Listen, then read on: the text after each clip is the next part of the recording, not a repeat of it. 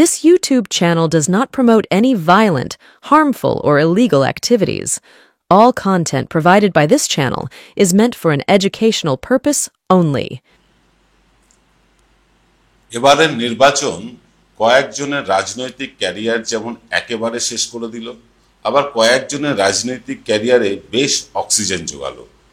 বহু লোকের আমরা যা দেখতে পাচ্ছি তাতে তাদের রাজনৈতিক ক্যারিয়ার প্রায় শেষ, আবার বহু লোকের রাজনৈতিক ক্যারিয়ার রকেটের গতিতে ছুটতে শুরু করেছে।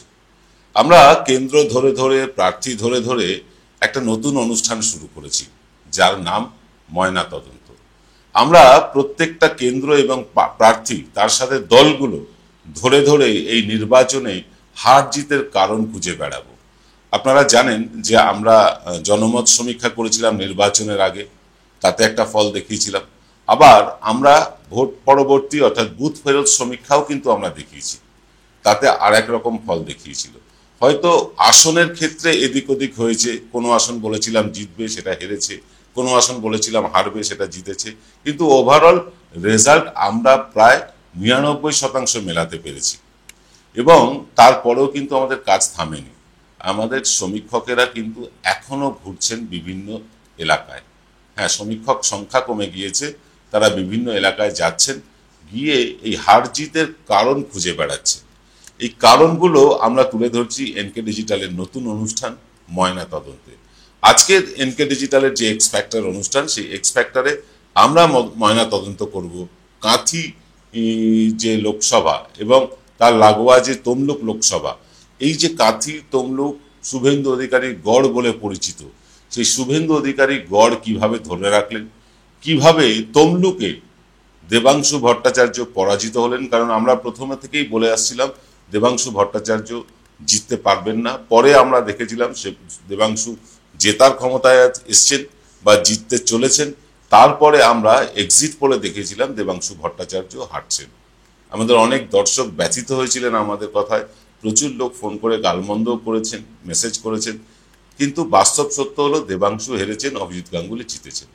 কোন রসায়নে তমলুক লোকসভা অভিজিৎ গাঙ্গুলি জিতলেন এবং দেবাংশু হারলেন, আজকে আলোচনা করব ময়না তদন্ত অনুষ্ঠান এক্স ফ্যাক্টরে।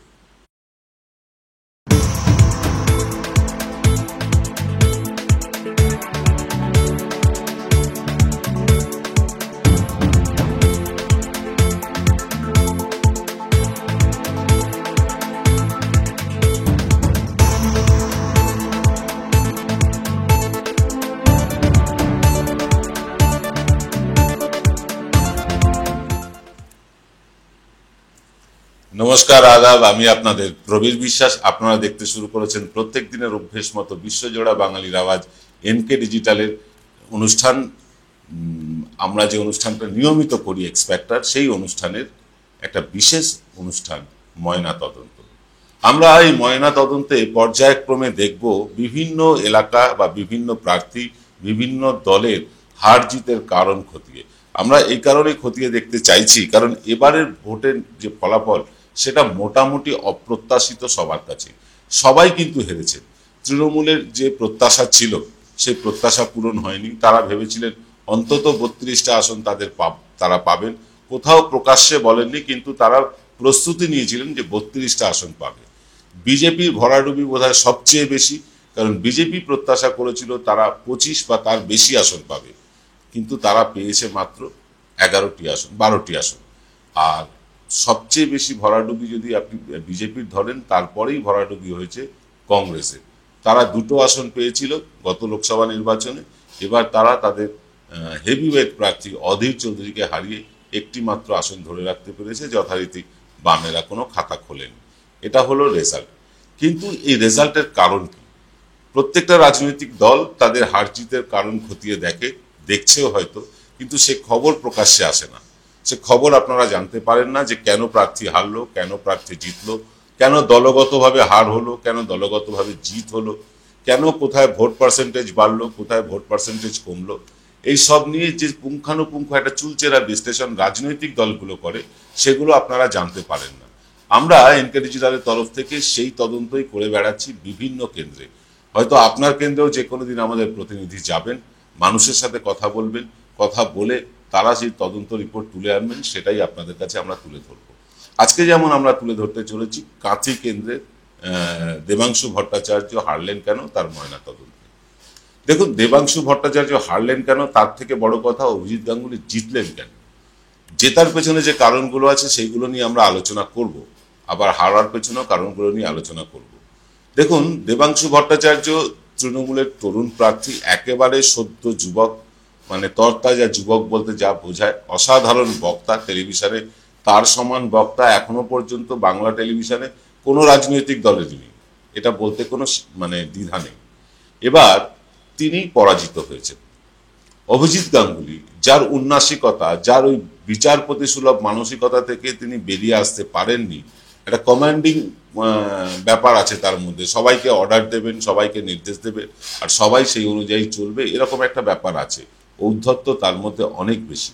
তারপরেও তিনি জিতলেন কোন কেমিস্ট্রিতে, এটা তো বোঝা দরকার। আমরা প্রথমে অভিজিৎ গাঙ্গুলির কথায় আসি। দেখুন, অভিজিৎ গাঙ্গুলি মূলত তিনি বিচারক ছিলেন, দীর্ঘদিন বিচার ব্যবস্থার সাথে যুক্ত, তিনি আইনটা ভালো বোঝেন, কিন্তু রাজনীতি একেবারেই বোঝেন এটা আমরা দাবি করতে পারছি না। কারণ তিনি যদি রাজনীতি বুঝতেন তাহলে ওই গলার মালা ছুঁড়ে ফেলে দিতেন না, কর্মীদের সাথে দুর্ব্যবহার করতেন না, গাড়ি ছেড়ে নামবো না এমন কথা বলতেন না। এটা কোনো রাজনীতিবিদের পরিচায়ক নয়। তাই তাকে রাজনীতিবিদ হিসাবে দেখবো না, তাকে আমরা দেখবো প্রাক্তন বিচারপতি হিসাবে। সেই অ্যাঙ্গেল থেকেই আমাদের বিচারটা করতে হবে, তা না হলে পরিষ্কার বোঝা যাবে না। দেখুন, তিনি অ্যাকচুয়ালি চাঁদের মতন, অর্থাৎ সূর্যের আলোয় আলোকিত যেমন চাঁদ হয়, তেমনি শুভেন্দুর আলোয় আলোকিত এই অভিজিৎ গাঙ্গুলি। তার নিজের কোনো সংগঠন নেই সেখানে, তার নিজের কোনো কারিশমা নেই, ব্যক্তিগত কারিশমা নেই। তার একটাই পরিচয়, তিনি বিচারপতি, এবং বেশ কিছু রায় ভুলভাল রায় তিনি দিয়েছেন, যেটা উচ্চতর আদালতে গিয়ে খারিজ হয়ে গেছে। উচ্চতর আদালত সেটাকে নস্যাৎ করেছে। অর্থাৎ বিচারপতি হিসেবে তিনি যতটা ব্যর্থ, ততটাই ব্যর্থ হয়েছেন রাজনীতিবিদ হিসেবে। কিন্তু তারপরেও তিনি জিতেছেন। আর ইতিহাসের খাতায় জেতাদের কথাই লেখা থাকে, হেরে যাওয়াদের কথা লেখা থাকে না। যদি রাম রাবণের যুদ্ধে রাবণ জয়ী হতো, তাহলে কিন্তু সারা পৃথিবীতে রাবণই পূজিত হতো, রাম হতো না। রাম জিতেছেন বলেই রামকে সবাই আমরা পুজো করি। তাই রাম যদি না জিততো, তার কি অবস্থা হতো আপনি বুঝতেই পারছেন। তাই এক্ষেত্রে রামের জয় হয়েছে, অর্থাৎ অভিজিৎ গাঙ্গুলির জয় হয়েছে, তিনি জিতেছেন। দিনের শেষে তিনি জিতেছেন এবং বেশ ভালো মার্জিনে জিতেছেন। এর কারণটা কি? তার নিজস্ব কোনো ক্যারিশমা নেই, আগেই বলেছি। পুরো ক্যারিশমাটা, পুরো ক্রেডিটটা শুভেন্দু অধিকারী। শুভেন্দু অধিকারী সেভাবে তমলুক কেন্দ্রের সময় না দিলেও তিনি কিন্তু যে ঘুঁটি সাজিয়েছেন, যে চাল চেলেছেন, দাবার ঘুঁটির, দাবার খেলা তো রাজনীতি হচ্ছে দাবার খেলার মতন, সেই দাবার খেলার তিনি যে চাল চেলেছেন সেটা তৃণমূল ধরতে পারেনি, অথবা ধরতে পেরেও তারা অপারগ হয়েছিল, কিছু করতে পারেনি। কেন পারেনি, অপারগ হয়েছিল তারা কেন? তারা ওই শুভেন্দু অধিকারীর যে চাল, সেই চালটা ধরেও তারা কিন্তু কিছু করতে পারলো না। কেন? সেসব কারণ খুঁজবো আমরা, তবে ছোট্ট একটা বিরতি নিয়ে নেব। আকাশগঙ্গা ক্যাটারার আপনার বাড়ির যে কোনো অনুষ্ঠান, বিবাহ, অন্নপ্রাশন, অফিস পার্টি, বিবাহ বার্ষিকীর অতিথি আপ্যায়নের বিশ্বস্ত প্রতিষ্ঠান আকাশগঙ্গা ক্যাটারার। আমাদের ফোন নাম্বার হলো 8240033987। জয়গুরু রত্নভান্ডার জ্যোতিষ সীমা, এখানে গোল্ড মেডেলিস্ট জ্যোতিষী বসেন। হাই কোয়ালিটির আসল গ্রহরত্ন সবচেয়ে কম দামে এখানে পাওয়া যায়। স্থান বেলঘড়িয়া, রানীপার্ক, বটতলা, 2 নম্বর রেলগেটের নিকটে। 9681345722 এবং 9007778922। ফিল্ম বিরতির পর আপনারা দেখছেন এনকে ডিজিটালের বিশেষ অনুষ্ঠান ময়নাতদন্ত এক্স ফ্যাক্টরে। আজকে ময়নাতদন্ত করতে বসেছি আমরা তমলুক কেন্দ্রের। দেবাংশুকে নিয়ে যুব সমাজে একটা প্রত্যাশা ছিল, অর্থাৎ তৃণমূল কংগ্রেসের যে যুব সমাজ, তাদের প্রত্যাশা ছিল দেবাংশু জিতবেনি। তেমনি যুব সমাজের আরো এক প্রতিনিধি সায়ন ব্যানার্জি, সিপিআইএম প্রার্থী, তাকে নিয়েও প্রত্যাশা ছিল তুঙ্গে। মানুষ ধরে নিয়েছিল, বা বামপন্থীরা ধরে নিয়েছিল, যে সায়ন ব্যানার্জি সম্ভবত বামেদের হৃত গৌরব ফিরিয়ে আনতে পারবেন। জিততে হয়তো পারবেন না, কিন্তু ভোট শতাংশের নিরিখে তিনি 5-6 শতাংশ ভোট নিজের ঝুলিতে করতে পেরে বামপন্থীদের একটা মুখ রক্ষার জায়গা করবে। কিন্তু বাস্তবে দেখা গেল কি, সায়ন বন্দ্যোপাধ্যায় বামপন্থীদের হারিয়ে যাওয়া ভোট ফিরিয়ে আনতে পারলেন না। এখানে সায়ন বন্দ্যোপাধ্যায়কে নিয়ে আলোচনা করার দরকার। তারপরে আসবো দেবাংশু ভট্টাচার্যের হারের কারণে। সায়ন ব্যানার্জি, যিনি একজন সফল ইউটিউবার এবং আদালতে প্র্যাকটিসও করেন, আইনজীবীও বটে, সেই মানুষটির, অর্থাৎ সেই ছেলেটিরই বলবি, মানুষ কি বলবো, তিনি তো বয়সে আমার সন্তান সম, তাই সেই ছেলেটির যতটা দৌড়ানোর কথা ছিল তিনি ততটা দৌড়ননি। তার যতটা মানুষের কাছে পৌঁছে যাওয়ার কথা ছিল বা এবিলিটি ছিল, দক্ষতা ছিল, সেই দক্ষতা তিনি পুরো কাজে লাগাননি। খানিকটা হালই ছেড়ে দিয়ে বসেছিলেন প্রথম থেকে। সে কারণে বামপন্থীদের যে ভোট বিজেপিতে চলে গিয়েছিল গত পরপর পরজুপরি দুটো নির্বাচনে, সেই ভোট কিন্তু তিনি নিজের ঝুলিতে আনতে পারেননি। অর্থাৎ পুরনো বামপন্থীদের বুঝিয়ে সুঝিয়ে নিজের দিকে টানতে তিনি ব্যর্থ। যদি সায়ন বন্দ্যোপাধ্যায় মাত্র ৩-৪% ভোট নিজের দিকে টানতে পারতেন, তাহলে কিন্তু ফলটা অন্য হতে পারত। তিনি টানতে পারেননি অথবা টানতে চাননি, এটাও হতে পারে। কারণ তিনি যদি ৩-৪% ভোট নিজের ঝুলিতে আনতেন, তাহলে দেবাংশু ভট্টাচার্যের জয়ের রাস্তা পরিষ্কার হতো। তিনি সেটা করেননি বা করতে চাননি, জানি না, তার দলের সিদ্ধান্ত, সেটা আমরা বলতে পারবো না, এগুলো তো প্রকাশ্যে আসে না। কিন্তু একটা কথা ঠিক, যে দেবাংশু ভট্টাচার্যের কেন্দ্রে, অর্থাৎ অভিজিৎ গাঙ্গুলির কেন্দ্রে তমলুকে আমরা একাধিকবার, বিশেষ করে আমি 3বার সেখানে নিজে সমীক্ষা করতে গিয়েছি। আমাদের সমীক্ষক একবার সমীক্ষা করেছেন, তারপরেও আমি কিন্তু 3বার গেছি দর্শকদের অনুরোধে। কারণ দর্শকদের প্রচুর ডিমান্ড ছিল যে আপনি একটু তমলুক আসনটা নিয়ে ভালো করে নার্চার করুন, যাতে আমাদের কাছে পরিষ্কার খবরটা আসে। বিভিন্ন জায়গা থেকে বিভিন্ন রকম খবর আসছিল, তাই আমি নিজে 3বার সমীক্ষা করেছি। আমি যে সমীক্ষা করে পেয়েছি সেটা আপনাদের প্রথমেই বলেছি, যে আমরা প্রথমেই বলেছিলাম দেবাংশু ভট্টাচার্য হারছে, আমরা বলেছিলাম। তারপরে আমরা সমীক্ষা করতে গিয়ে দেখলাম যে দেবাংশু ভট্টাচার্য হারার জায়গায় আর নেই, ধীরে ধীরে তিনি জেতার জায়গায় এসেছেন। তারপরে বুথ ফেরত সমীক্ষা দেখা গেল দেবাংশু ভট্টাচার্য হারছেন। এটার কারণ কি? এটার কারণ আমরা যখন প্রথমবার সমীক্ষা করতে যাই তখন গিয়ে দেখেছিলাম, যা তা আপনাদের আগেও বলেছি, আরো একবার বলছি, যে স্থানীয় নেতাদের অসহযোগিতা, তাদের সমর্থন দেবাংশু ভট্টাচার্য পাচ্ছেন না। একদম দায়িত্ব নিয়ে বলছি, স্থানীয় তৃণমূল কংগ্রেসের নেতারা গা ঘামাননি, এবং গা ঘামাননি বললে ভুল হবে, তারা উল্টে দেবাংশু ভট্টাচার্য যাতে হারেন তার অনেক রকম বন্দোবস্ত করে রেখেছিলেন। আপনাদেরকে বলি, এই যে এই কেন্দ্রটায় তৃণমূল কংগ্রেস 6টা বিধানসভায় জিতে আছে, একটায় হার আছে ময়নায়, এবং এই 6টা বিধানসভায় 6জন তৃণমূলের বিধায়কও আছেন, 7টা বিধানসভায় তৃণমূলের 7জন ব্লক সভাপতিও আছেন। আমি ময়নাটা ছেড়ে দিলাম, সেখানে তার হার আছে, ঠিক আছে। কিন্তু যে 6টা বিধানসভায় তৃণমূল কংগ্রেস জিতেছিল, সেই 6টা বিধানসভায় তৃণমূল কংগ্রেস জিতবে না কেন? প্রশ্ন। এইটার কারণ খুঁজতে গিয়ে আমরা যেটা পেলাম সেটা হচ্ছে, এই নেতাদের মধ্যে একখানা যোগ সাযোগ আছে, এবং পূর্ব মেদিনীপুরের নেতাদের মধ্যেই নিজেদের মধ্যে ভাগ বাটোয়ারা করে মিলে ঝুলে খাওয়ার একটা ব্যাপার আছে।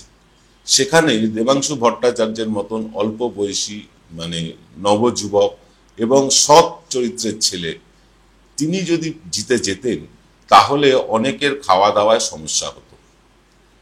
যারা মমতা বন্দ্যোপাধ্যায়ের হারার পেছনে কারণ, তারাই কিন্তু এবারের কারণ তমলুক এবং কাঁথি দুটো আসনে ভরাডুবির জন্য। অনেক বড় বড় নাম আছে, নন্দীগ্রামের সময় থেকে শুনে এসছেন।